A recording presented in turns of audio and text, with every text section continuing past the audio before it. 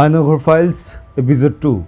This episode is built based on the disappearance of Mr. Barrister Arman.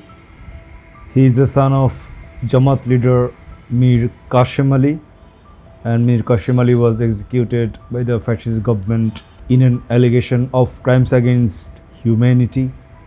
So let's see the documentary where Mr. Arman was abducted and was disappeared for 7 or 8 years.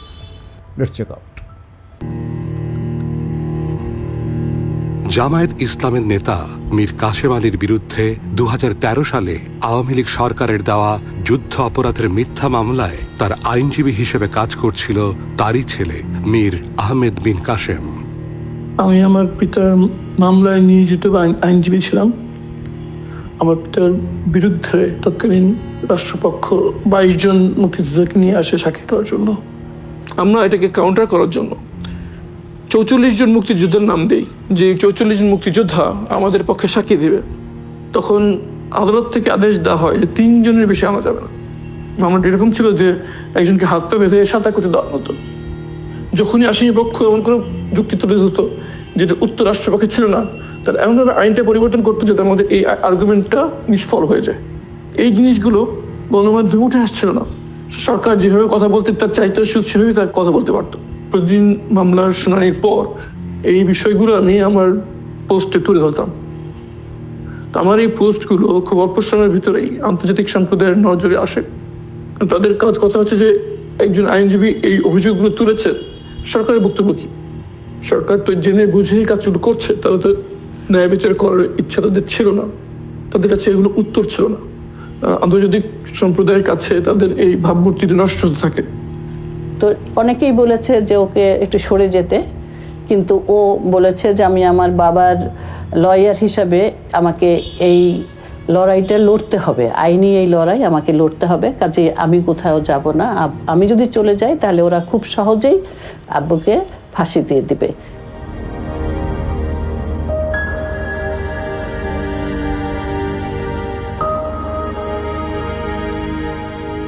আমি কিন্তু বাংলাদেশি, আমি British Bangladeshi.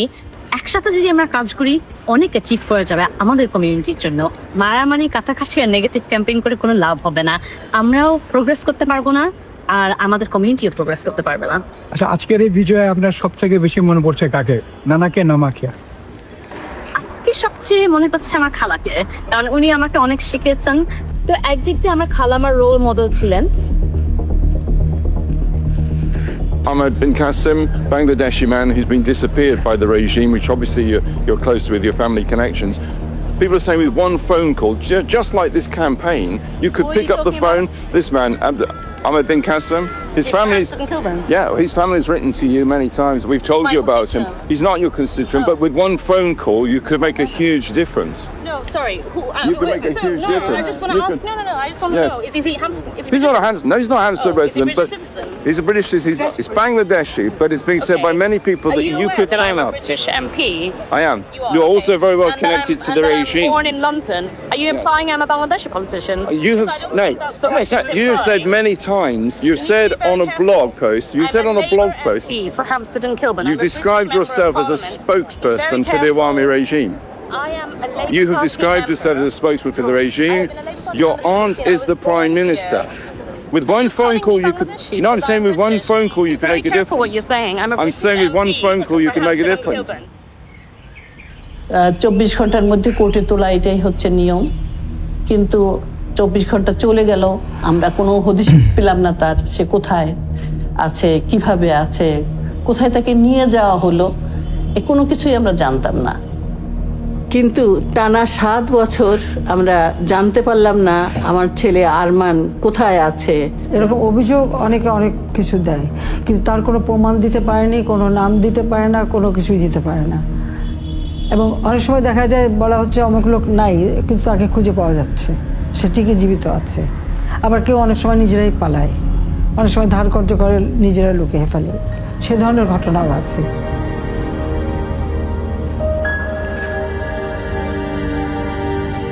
2008 থেকে 2024 পর্যন্ত বাংলাদেশে এক নির্মম fascist শাসন চালায় তৎকালীন প্রধানমন্ত্রী শেখ হাসিনা। তার শাসনামলে এক অন্যতম হাতিয়ার হয়ে ওঠে গুম। যে কেউ তার সমালোচনা করলে বা তার রাজনীতির জন্য চ্যালেঞ্জ হয়ে দাঁড়ালে তাকে রাষ্ট্রীয় বাহিনী দিয়ে গুম করে ফেলা হতো।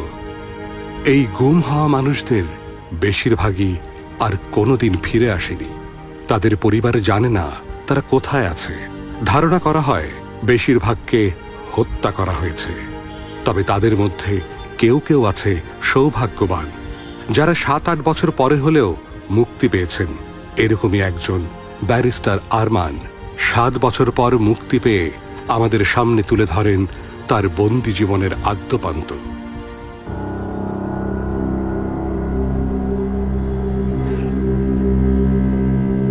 আমাকে যখন জোর করে চোখ বাঁধা অবস্থায় বাসা থেকে নিয়ে আসা হয়, আমি ঠিক বুঝতে পারছিলাম না আমাকে কোথায় নিয়ে যাওয়া হচ্ছে। অনেকক্ষণ গাড়ি চলার পর গাড়িটি একটি নিস্তব্ধ জায়গায় এসে থামলো। চোখ বাঁধা অবস্থায় আমাকে যখন ভেতরে ঢোকানো হচ্ছিল, আমি বুঝতে পারছিলাম যে খুব স্যাঁতস্যাঁতে এবং খুব বদ্ধ জায়গায় আমাকে ঢোকানো হচ্ছে। প্রচণ্ড গরম এবং স্যাঁতস্যাঁতে, এবং আমি বিভিন্ন মানুষের কান্নার আওয়াজ শুনছিলাম।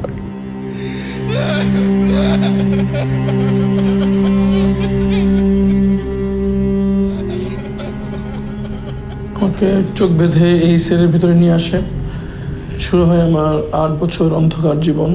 পুলিশ যখন আমাদের মামলাটা নিয়ে এত গড়িমসি করলো, আমাদের সঙ্গে দেখা করতে চাইলো না কোনো মতেই, তখন আমরা আসলে সত্যিকার অর্থেই মানে অসহায় হয়ে খুবই নিরাপত্তাহীনতা ভুগতে শুরু করলাম। আমি র্যাবের কাছে গিয়েছি, লিখিত অভিযোগ করেছি। তারা অভিযোগপত্র গ্রহণ করেছে, কিন্তু তারা স্বীকার করেনি যে আরমানকে তারা তুলে নিয়েছে। একটা সময় আমরা বাধ্য হয়ে প্রধানমন্ত্রীর কাছে গিয়েছি, রাষ্ট্রপতির কাছে গিয়েছি। তারা আমাদের সঙ্গে দেখাও করে নাই বা এ ব্যাপারে কোনো রেসপন্সও করে নাই।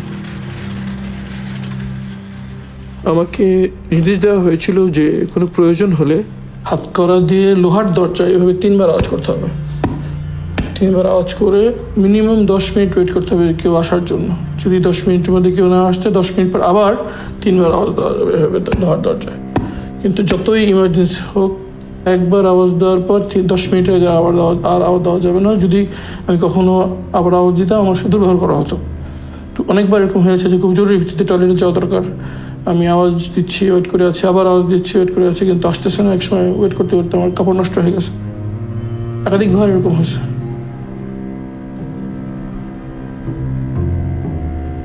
আমি যখন টয়লেটে যেতে যেতাম, তখন তোরা আমার বাম হাতের হাতকড়াটা খুলে দিত এবং ডান হাত থেকে আমার হাতকড়াটা ঝুলতো। টয়লেটে এসে আমি চোখটা একটু বড় করে খুলতাম, খুলে ওই ডান হাতকড়ার যে অংশটুকু ঝুলছে সেটা দিয়ে দিন সকালে টয়লেটে আসে একটা দাগ দিতাম। এভাবে করে প্রত্যেক দিনের জন্য 1 দাগ, এভাবে করে আমি দিনের হিসেব রাখছিলাম। আনুমানিক 6 মাস পর্যন্ত আমি এভাবে হিসেব রাখতে পারি। এরপর 6 মাসের মাথায় একবার এক গার্ড বুঝে ফেলে যে আমি এভাবে এখানে দাগ দিয়ে হিসেব রাখছি। পরে অনেকজন রুমে আসে এবং আমাকে খুব বকাঝকা করে, খুব দুর্ব্যবহার করে এবং স্কেপার দিয়ে ঘষে সেই দাগগুলো সব উঠে দেয়। এই সেলে যখন আমি ছিলাম তখন বুঝতে পারতাম না যে বাইরে কি দিন না রাত। একবারের জন্য বলেনি আমি কোথায় আছি। আমার কাছে মনে হতো যে আমাকে জীবন্ত কবর দিয়ে দেওয়া হচ্ছে। এই অন্ধকার ঘরে বন্দি অবস্থায় তারা হাতকড়া পরে রাখতো, চোখ বেঁধে রাখতো 24 ঘন্টা। তখন আমি এটা কোনোদিন মানতে পারছিলাম না। আমি বারবার বলতাম যে আমি তো বন্দি অবস্থায় আছি, দেয়ালের ভিতরে আছি, দরজা বন্ধ, এখানে কেন আমাকে চোখ বেঁধে রাখতে হবে, হাতকড়া পরে রাখতে হবে 24 ঘন্টা। তারা বলতো এটাই নির্দেশ, এখানে সব বন্দীদের সাথে এটাই করা হয়। আমার কাছে মনে হচ্ছে মেরে ফেললে অন্তত আমার এই যে কষ্ট হচ্ছে প্রচন্ড, সেটা থেকে আমার মুক্তি হবে। Bangladesh remains an important human rights priority area for the Foreign Office, and that we continue to raise allegations of enforced disappearance is at all levels of the government of Bangladesh. Prime Minister, what do you say to international NGOs who accuse your regime of suppressing human rights? That's a grave concern. What do you say to them? I would really ask you to respect. You're not taking questions from the British press. I've taken one question so far. I On only the have British time. press. The Prime Minister has to go. You're refusing to let us ask the question.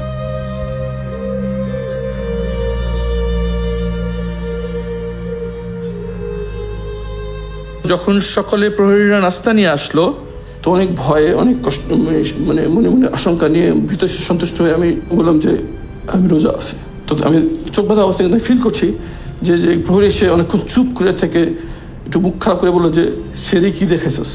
তাই বললাম যে আমি সেরি পানি খেয়েছি, পানি ছিল, পানি খেয়েছি। তারপর তারা যেন আমাকে আর কিছু না বলতে পারে এই জন্য আমি নামাজে দাঁড়িয়ে গেলাম। 10 মিনিট আমি নামাজ পড়তেছি, দীর্ঘ নামাজ পড়তেছি, লম্বা সময় রুকু, লম্বা সেজদা দিয়ে আমি দীর্ঘ নামাজ পড়তে যাচ্ছি। 10 মিনিট পর আবার 10-12 জন আসলো, এসে খুব খারাপ যে একজন বলতেছে ভং ধরছে, নামাজের ভং ধরছে, এটা দে একটা বাড়ি বলে ওয়ালে বাড়ি দিচ্ছে, আমার যে জায়গায় সেজদা দিই ওই জায়গাটা বাড়ি দিচ্ছে। কিন্তু আমি চমকে যাচ্ছি প্রতি আওয়াজে, কিন্তু আমি নামাজ শেষ করছি না, আমি নামাজ পড়ে যাচ্ছি। তারা চলে গেল, যাওয়ার সময় খাবারটা নিয়ে গেল। আমার মনে আছে আমি নামাজ শেষ করে একদম 4 হাত পা ছড়াই পড়ে গেলাম একদম সাথে। আমরা সবাই আসলে ফেসবুকে বা সোশ্যাল মিডিয়ায় বেশ সোচ্চার ছিলাম, এবং এই লেখাগুলোকে কেন্দ্র করেও তারা আমাদের উপরে অত্যাচার করার চেষ্টা করতো বিভিন্নভাবে। তো এটার জন্য জবাবদিহি করা, এটার জন্য বাসায় পুলিশ চলে আসা, ঘরের সমস্ত মালপত্র ক্রোক করে নিয়ে যাওয়া হচ্ছে, 3-4টা ভ্যান ভর্তি করে তারা আমাদের জিনিসপত্র নিয়ে গেছে। পাড়ার লোকজন তাকিয়ে থেকে দেখেছেন। আমাদের কথাগুলো আমরা কোথাও বলতে পারি নাই, আমরা কোনো সাংবাদিক সম্মেলন করতে পারি নাই, আমরা কাউকে জানাতে পারি নাই, কারণ আমাদেরকে বলা হয়েছে যে যত বেশি আমরা প্রচার করব, যত মানুষকে বলবো, তত বেশি ওকে জীবিত পাওয়া আমাদের জন্য অনিশ্চিত হবে ব্যাপারটা। 3 মাস পর্যন্ত আমি আশায় ছিলাম যে হয়তো 3 মাস পর একটা কিছু হবে, কিন্তু যখন 3 মাস পারিয়ে গেল, 6 মাস পারিয়ে গেল, তখন আমি আশা ছেড়ে দিয়েছিলাম যে আর সম্ভব মনে হয় না এখানে স্বাভাবিকভাবে কিছু এখানে হবে, হয় আমাকে এখানে মৃত্যু হবে, আমি এই নির্যাতনে কষ্টে আমার এখানে মারা যাবো, অথবা আমাকে কোনো সময় মেরে ফেলবে। কখনো এখানকার পুলিশ, পল্লবী থানা পুলিশ এবং আশেপাশে আরো থানাগুলো, কতগুলো থানা একসঙ্গে আসতো যে আমাদের বাসায় তাদের আসতেই হবে, প্রতি মাসেই তাদের আসতে হবে। এবং আসলে তারা যে কাজগুলো করতো, আমাদের কাছে আমার ছেলেকে খুঁজতো। এইটা ছিল আরেকটা রহস্যজনক ব্যাপার। আমার কাছে আমার ছেলে খুঁজতো, কেন খুঁজে? নিশ্চয়ই আপনি কোথায় গোপনে রেখেছেন, আপনি কোথায় লুকিয়ে রেখেছেন। তখন আমি বললাম যে এটা কী ধরনের তামাশা, একটা অসহায় মায়ের সাথে, যে যার ছেলেকে গুম করা হয়েছে, তাদের কাছে এসে আপনারা তার ছেলেকে খুঁজছেন। আমি আপনাদের কাছে বারবার আবেদন জানাচ্ছি, আমার ছেলেকে খুঁজে দেন, দায়িত্ব আপনাদের খুঁজে দেওয়ার।